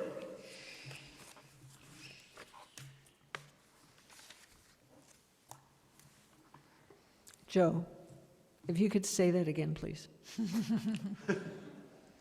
And don't be so lawyerly. Boy, that was my attempt to not be lawyerly. This is a rough night. I'm like, what the heck did he just say? The dialogue was sort of sounding like it was a comparison between what would be allowed under the zoning you have versus what would be allowed under the zoning that they're asking to change to, as though it was a straight-up comparison.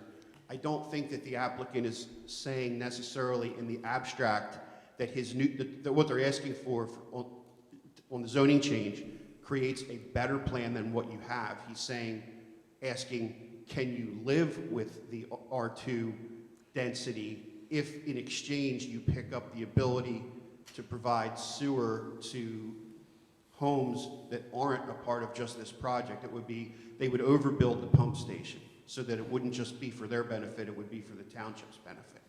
If I could interject, we are just looking to see if we want to give them, if the board is willing to give them a hearing tonight. Right. We're not having the hearing tonight. Yeah, Right.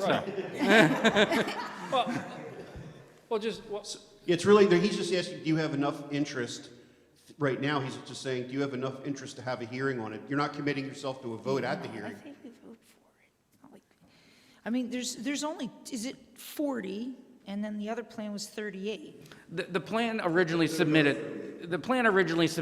with the application was for 40.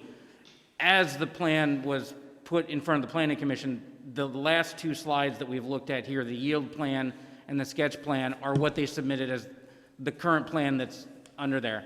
I just provide you with all of the information I have in your packet, so you have the application and you have their exhibits. Right, and look, I understand the ask here, Counselor. Mr. Solicitor, I understand the ask. I'm just trying to understand why the ask, that's all. Jeff, was there any action by the planning commission, any vote or recommendation from them? The planning commission was comfortable with moving it forward for you to set a hearing. If you set a hearing, we will get formal reviews from the three consultants, the county, and we will go back to the planning commission to get a formal recommendation from them. I'd say we go through and let them see what they're going to recommend to us. I mean, unless you're disagreeing.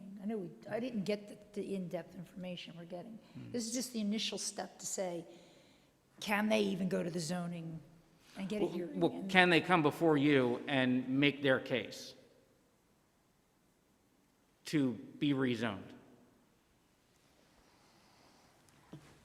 Personally, I would be willing to have the hearing, because part of what I see about having the pump station at Taylor Farm is that whatever we plan to do at Taylor Farm, we're going to need some facilities. You know, like if we're going to do any public stuff there, we're going to need some sewerage facilities. The neighbors around are going to need some sewer, and I look at if the on-lot systems are done on these properties in this development, doesn't that mean at some point the township's going to have to come in and sewer them, Bill? There's a good possibility, that's been the history of the township, at some point that would occur. Like One 20 thing years down the road when the on-lot systems fail? One thing that I don't think is clear is, Mr. Maris, how many units could be on the site under the R1 zoning? If it was I believe, and I haven't done all the geometry on that, but I believe my engineer would concur that the number would be somewhere between 17 and 20, depending on site conditions. But we obviously have to do geotechnical studies to size our basins appropriately, things like that, in order to make all that work. But that would be the relative range. So there is a density increase over the R1 unsewered if you just did a on-lot system,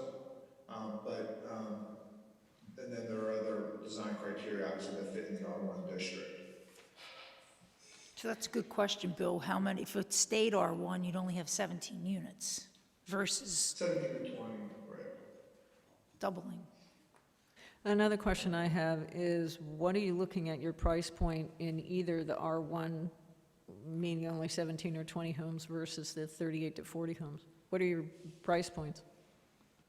I mean, at this point, everything is changing, obviously, in a post-COVID environment.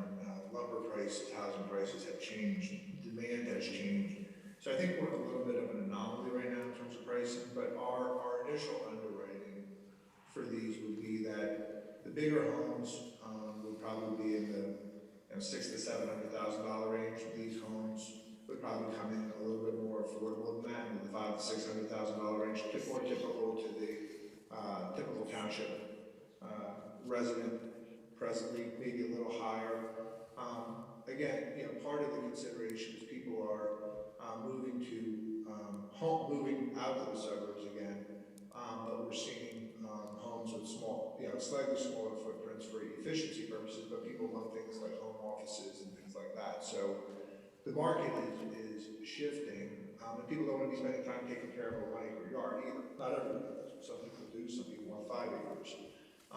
But there's a lot of developments that we're seeing, just even in other places where we work, that 2 acre zoning is going by the wayside for cluster plans that provide the same amount of space, preserve trees. That's the other thing is, these lots, there are some tree features on this property. There's not a ton, but any sort of conservation or cluster plan would allow us to design around those items and save those existing trees and things like that as well, which doesn't happen always under when you lot everything's lot out fully.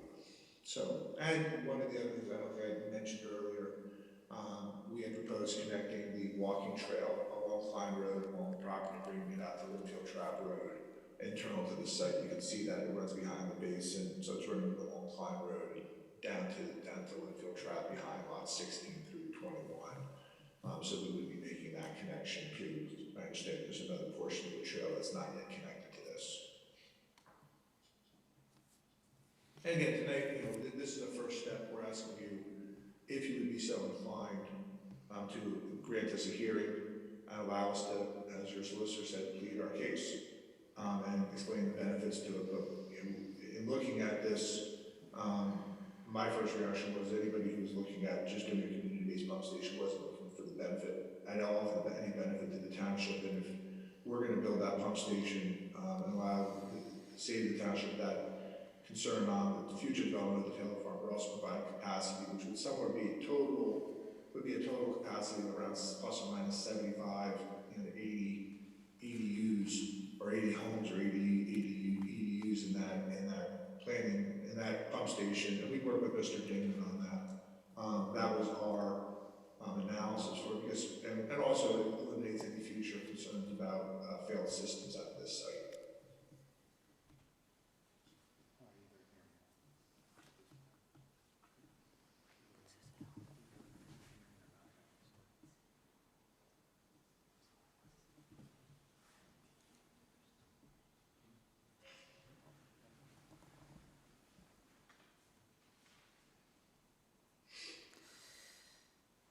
All right, any other questions?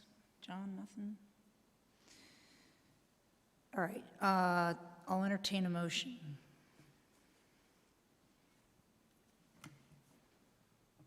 No? Okay.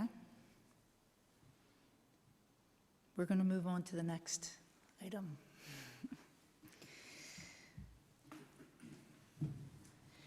Consider authoring advertisement for ordinance 586 regarding the street renaming new address for a portion of Bechtel Road.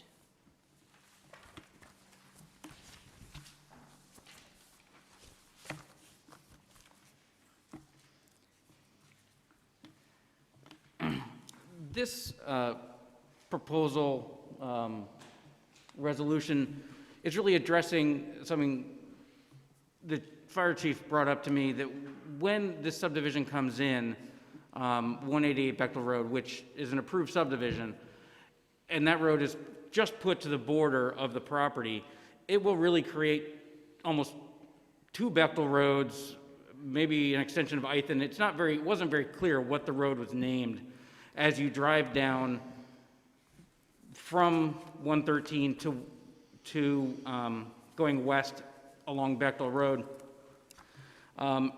When you hit the sort of that V intersection, it's signed Sugarberry. The maps, my maps, the county maps all show it as Ithan. Bechtel Road continues to the south. So it wasn't very clear. So as we were also looking at addressing for the 188 Bechtel Road property, the 7 houses in there, it made the most sense to bring Hopwood all the way to that property line. Right now, as we talked about during that application, there is discussion of the township completing the road from the subdivision property line to the curve of Bechtel Road as it changes off of Old State Road. That's not really part of the discussion tonight. I think that'll be a budget item for you to review this year. But right now, we're just trying to solve the problem from 113 to the end of the new houses there. Which, if you see the map, it's sort of an orange color. The green color, the bright green color from Hopwood is what would become Hopwood, would become the portion of Hopwood Road.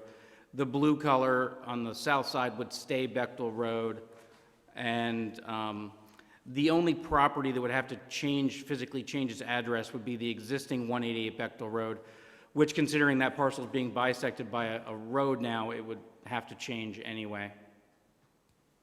So what's the other one, 220 Bechtel, that may need to change?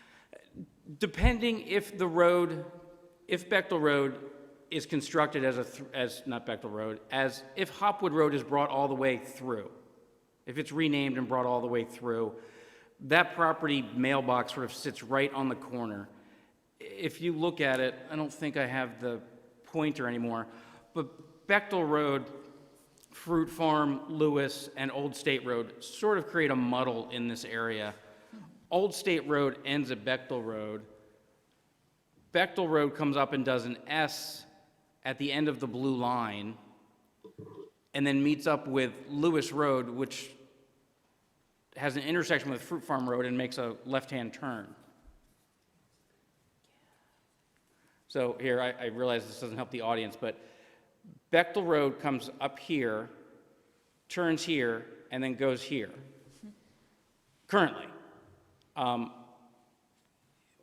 If this road were to go through here, just to your question about 220, if this road were to go through, we might need to look at readdressing some of the properties in here. And again, it's sort of just an initial thought, but what we're asking for tonight is just the permission, the ability to advertise, and eventually an ordinance to rename from 113 through to the edge of the new development, to the far edge of the new development, through the new development.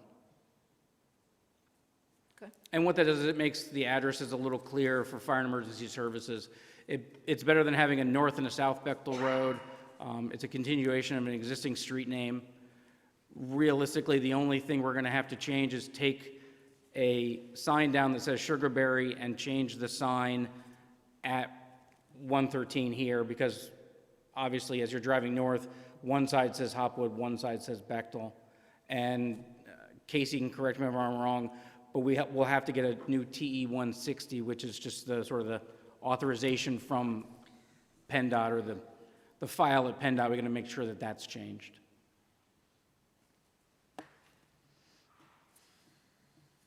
Okay, any other questions? I'll entertain a motion. I'll make a motion that we authorize advertisement for ordinance 586 regarding the street renaming / new addresses for a portion of Bechtel Road. I'll second that motion. Okay, I have a motion and a second. All those in favor say aye. Aye. All those opposed, motion carries.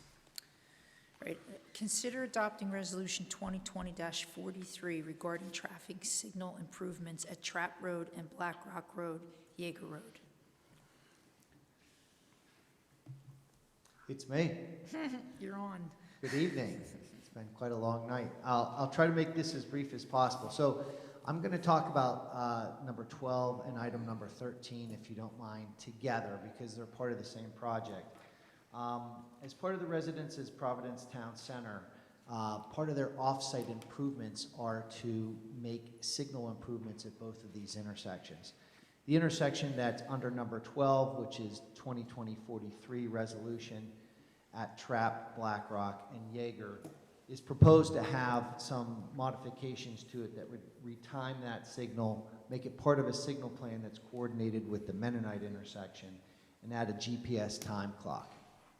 So there's a TE 160 form that we're looking for your authorization to adopt tonight to allow for those changes. Number 13, Resolution 2020-44, is for signal improvements at Trapp Road and South Mennonite Road. Those are a little bit more extensive. They include widening and reconfiguration of both legs of South Mennonite to add left turn lanes, replacing the southwest and northwest corner mast arms, replacing the controller cabinet, adding a southbound left turn phase, installing pedestal and ped push buttons around the intersection, as well as ADA curb ramps, and upgrading the pedestrian signals and facilities for those pedestrians, and then adding some advanced detection radar, et cetera, And again, making that part of the coordinated system with the adjacent intersection. Traffic Planning and Design has submitted these plans on behalf of the applicant, which is Audubon Land Development.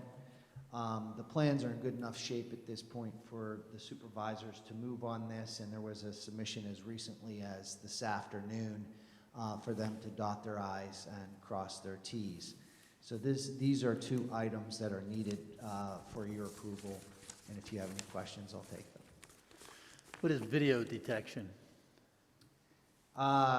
Yes, they're going to add the fisheye video detection at the intersection of South Mennonite Road. What is it? What is it? So when you see those cameras that are white, they look like an elevated lens that almost looks like these indoor cameras with the bulb beneath it. It Yeah. essentially is a fisheye that looks at all legs of the intersection. And so rather than have a separate camera on each approach, it's a single unit that So provides them. it's part of a camera system. It's part of a camera. It's all video. And who will see the video on that? The controller, and if the township has access and can get access to the controller cabinet, which they may be able to, the township can see it as well. And who would be in charge of that? Would that be the police department?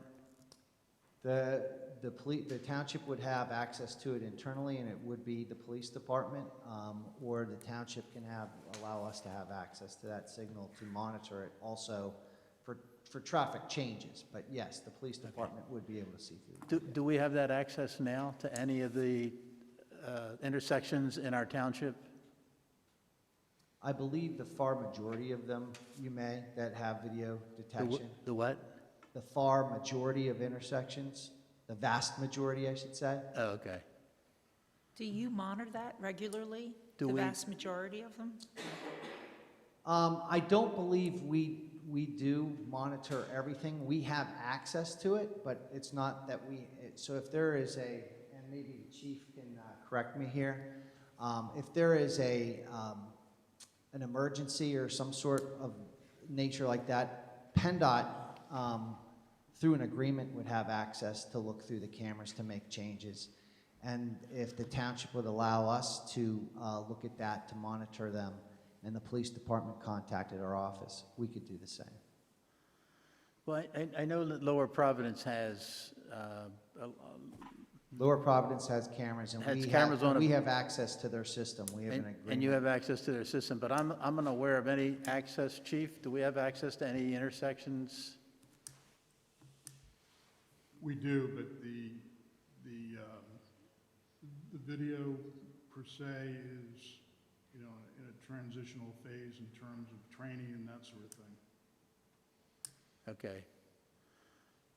So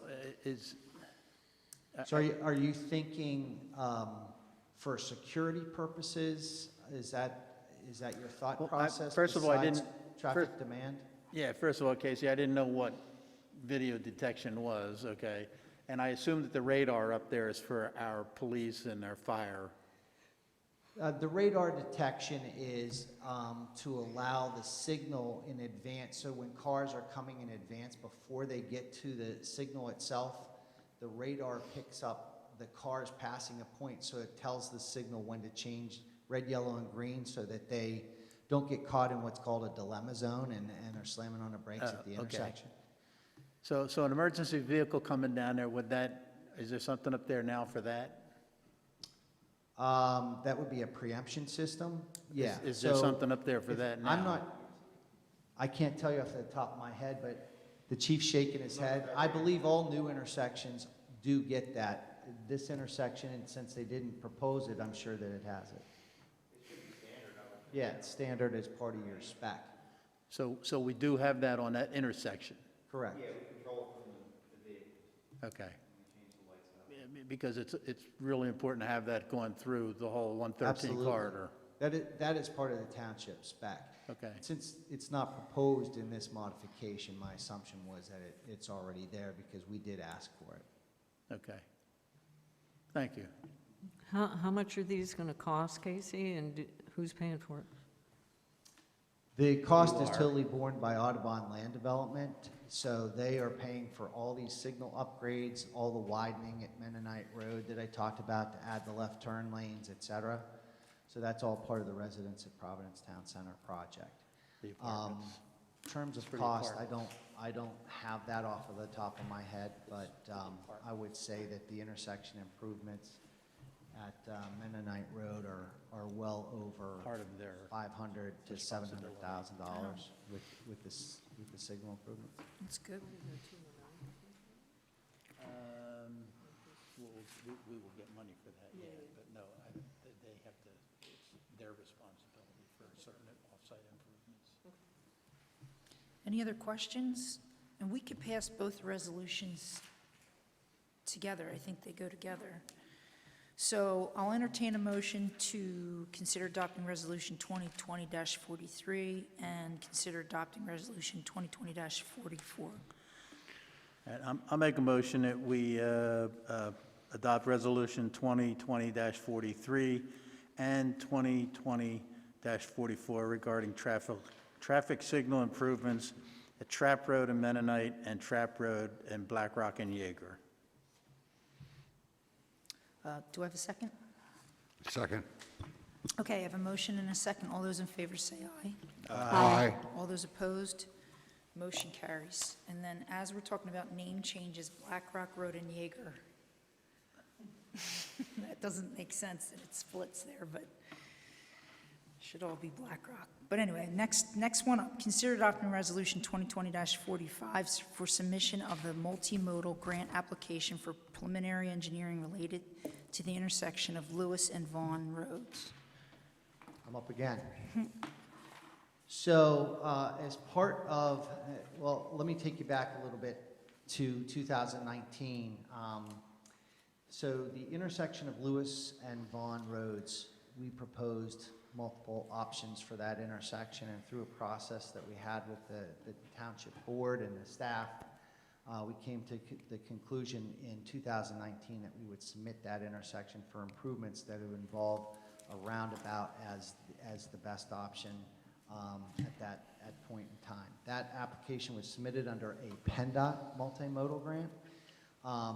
That application was also submitted for the maximum grant request that could be asked for at that time, which was a $3 million request, which would be for some engineering, utilities, and part of construction. There was some additional grant funds that would be needed, but we asked for the maximum. Those grant applications were actually announced within the last couple months. They had been delayed in announcement because of the virus. PennDOT had only selected approximately one application per county in the state of Pennsylvania because of reduced funding. So we were not successful in obtaining the grant for the intersection.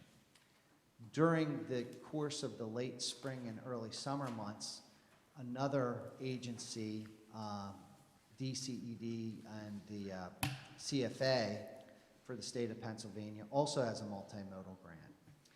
So we discussed pursuing that application, but they have some different rules.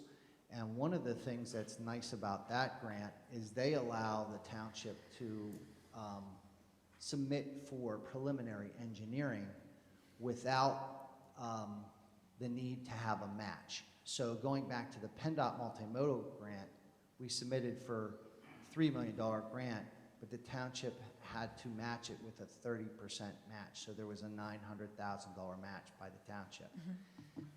With this grant, you could submit for preliminary engineering.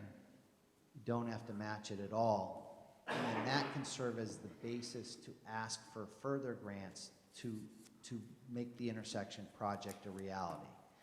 So instead of spending your own money during the first phase, it allows you to use this grant to do the preliminary engineering, work with PennDOT, and come up with the appropriate design for the intersection. So our recommendation has been to pursue that for the engineering funding to advance the project to a point where we could submit for additional grant funding for the final engineering and the construction that would be needed to finish it. So the applications for the DCED are due at the end of the month, and we are nearing the end of all the paperwork that we need to receive, and one of the items that we need to receive is a resolution from the board to allow us to submit for that. So the project has not changed, but the scope of the ask is changed significantly in terms of asking for a big amount. At this point, we're just asking them for a small amount to get the project started. We think the project has a lot of merit. It got a lot of support the last time around. We're getting those letters. The adjacent neighborhood at Orchard Court, their board members have agreed to write a letter to support the project, so that's all good. So we're trying to obtain all those things in addition to this paperwork to make that submission. Do you know if this grant is limited like the last one was, because the state had less funding? Do you know any kind of limitations, like it was one per? We don't know of any limitations, and you mean in terms of their pot, about Yeah. how many projects? We don't. All we know is that they are accepting applications for this. We think that we've kind of right-sized this. We're not going in with a $3 million ask right up front, and we think that we've right-sized it to get it started. And we've been very successful in other projects where we've pieced together phases of the project in different grant requests.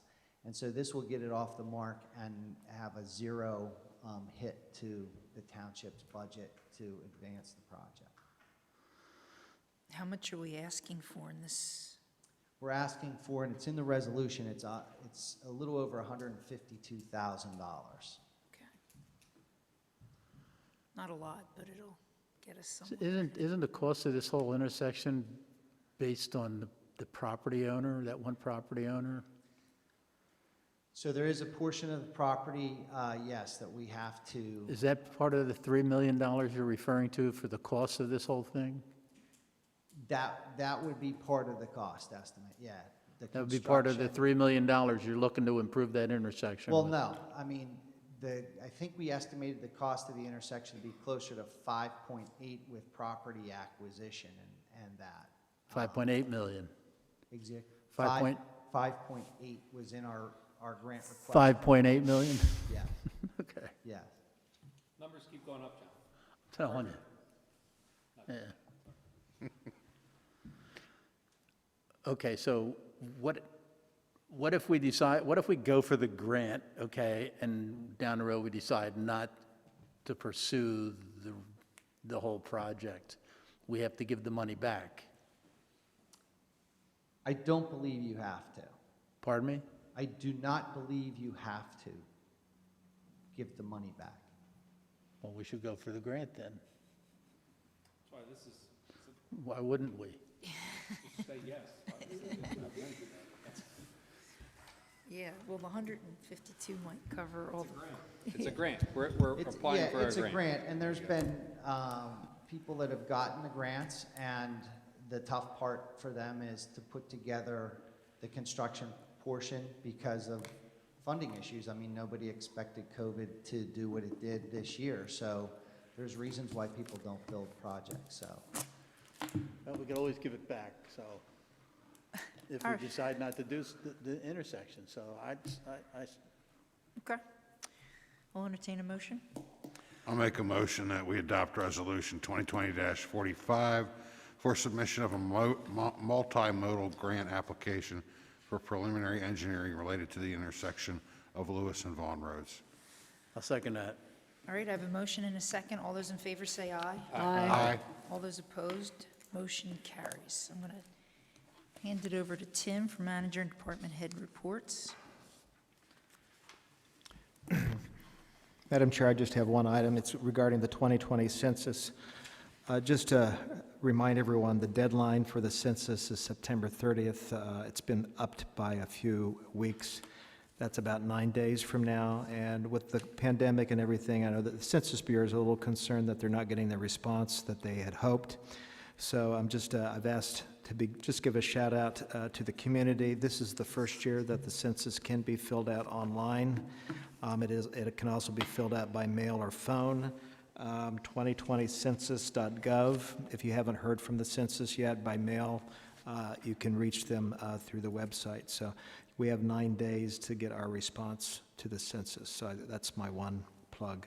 My second point is I'm going to defer to the chief regarding a donation, proposed donation to the Montco SWAT unit. I'm the president of the Montgomery County West SWAT unit. The Board of Chiefs, which is comprised of 12 municipalities, has been operating for several years now as a separate entity. It's governed by the municipalities that feed into the program. Equipment and personnel, money that is provided by the municipalities who participate in this SWAT organization. There's 3 SWAT teams in Montgomery County, East, Central, and West. We're in the western area. SWAT team is a high-risk warrant service, hostage situation-oriented team. And we're looking for a pickup truck for special explosive breaching. And in order to transport those explosive specialty items, we have to have a separate vehicle, which would have a container on the back mounted to it. I came to be aware of the fact that we had a truck that we're no longer using due to replacement, and it's a 9-year-old vehicle that we have in our public works fleet. Tom Broadbelt has supported the idea of donating this to the West team, and I'm asking the board to authorize that vehicle to be turned over to us. So this requires a motion, right? Okay. Just a consensus yay, that you don't have an issue with it. All right, I'll entertain a motion to authorize the transfer of title for the 2011 Ford F-350 to Montgomery SWAT West. I'll make that motion. Okay, I have a motion and a second. All those in favor say aye. Aye. All those opposed, motion carries. Thank you. Yeah, thanks. Consultant reports. Just briefly, your road projects are complete. They both came in under budget, or under construction bid, so you saved a few dollars on both of those. Continuing to go after the Tindy Run sewer easements with Brian meeting with residents. The 2nd Avenue force main part of the culvert replacement that PennDOT's doing out on 2nd Avenue is complete, the township part of that, the sewer force main. The culvert itself will be a few more months, before that opens up. Is the road open? 2nd Avenue's open again? The road is not open to my No, that's- knowledge. They're replacing that culvert up there. Oh, they're still working on it? Yeah, we just did the sewer pipe part of it. The culvert itself will take some Oh, time. okay. That concludes my report, unless you have some questions.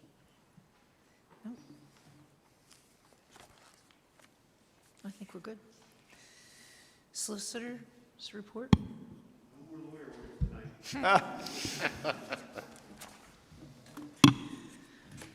Any supervisor comments? Yeah, I got a quick comment. I wanted to point out, so it doesn't pass by unnoticed, that the census deadline has moved to the end of this month, the 30th. It's important for all residents in Upper Providence to try to get online and get your census filled out so that we get counted and we get the money we're entitled to from the state and federal government. And the other thing I wanted to say, and I meant to do this at the last meeting, we've had several wind events. We've had historic flooding this summer on the Perkiomen and the Schuylkill, as well as dealing with the COVID-19 crisis. And I want to thank the emergency services and fire department, the police department, the Black Rock Volunteer Fire Company, and our guys in Public Works, because I don't think we've had a road closed more than 48 hours in this township due to trees being down. I've seen the fire company and our folks out making water rescues. And all through the COVID crisis, we got briefed regularly, this board did, so that we could take appropriate action as we saw fit within the township. And I just want to thank you guys. You're doing a great job, and I appreciate it. Thank you, Bill. I, of course, have books to recommend. One is Donald Trump versus the United States by Michael Schmidt. The next one is Our Lady of Perpetual Hunger by Lisa Donovan, and Rabbit by Patricia Williams. There we go. Okay, and I'll read some upcoming events. The Board of Supervisors meeting scheduled. Our next meeting will be October 19th, 2020 at 7 p.m. The meeting after that, November 16th, 2020 at 7 p.m. They will be Zoom meetings as well. The Planning Commission meeting scheduled, the September 23rd meeting is canceled. We have a meeting for the Planning Commission on the 14th of October. And the agenda items will be a Toll Brothers / Foley Tract proposal. Parks and Recreation Committee meeting is scheduled for October 21st, 2020 at 6 p.m.